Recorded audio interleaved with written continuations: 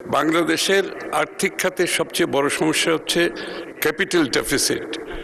সে ব্যাংকগুলোতে capital deficit আছে, আপনার প্রাইভেট সেক্টরে যারা ব্যবসা করছেন তাদেরও ক্যাপিটাল ডেফিসিট।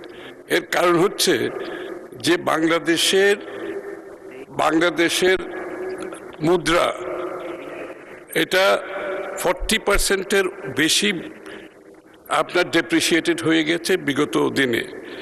তার পরবর্তীতে ইউটিলিটি সহ অন্যান্য মূল্য বাড়ার কারণে 50%, প্রায় 50% ক্যাপিটাল ডেফিসিট প্রাইভেট সেক্টরগুলো ব্যবসা বাণিজ্যের মধ্যে হয়েছে। এছাড়া ব্যাংকগুলো লুটপাটের মাধ্যমে টাকা বিদেশে নিয়ে যাওয়ার কারণে ব্যাংকগুলোতে একটা ক্যাপিটাল সংকট সৃষ্টি হয়েছে। এটার উত্তর হচ্ছে মাননীয় স্পিকার, এই টাকাগুলো রিপ্লেনিশ করতে হবে আপনাকে, এবং রিপ্লেনিশ করার জন্য সরকারের পক্ষ থেকে ইতিমধ্যে বহু টাকা এখানে রিপ্লেনিশমেন্টের জন্য দেওয়া হয়েছে, আরও বাজেটে দেওয়া হবে আগামী দিনে। সাথে সাথে আমরা IMF এর মাধ্যমে চাচ্ছি এগুলোকে রিক্যাপিটালাইজ করার জন্য। আরও অন্যান্যভাবে আমরা চেষ্টা করছি বিনিয়োগকারীরা বিদেশ থেকে যারা ফাইন্যান্সিয়াল সেক্টরে বিনিয়োগ করতে চায় তাদেরকে আকৃষ্ট করে বাংলাদেশের ব্যাংকগুলোতে বিনিয়োগের মাধ্যমে এই যে ক্যাপিটাল ডেফিসিট হয়েছে এটা মেকআপ করে, যাতে করে বাংলাদেশের অর্থনীতিটা সচল করতে পারে।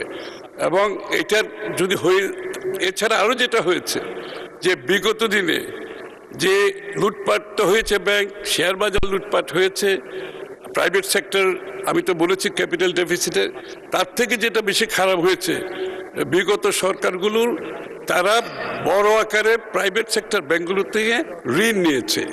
এর ঋণ নেওয়ার ফলে যেটা হয়েছে প্রাইভেট সেক্টর ব্যক্তি খাত ক্রাউডেড আউট হয়ে গেছে এখান থেকে। সুতরাং সেটা আরেকটা সমস্যা।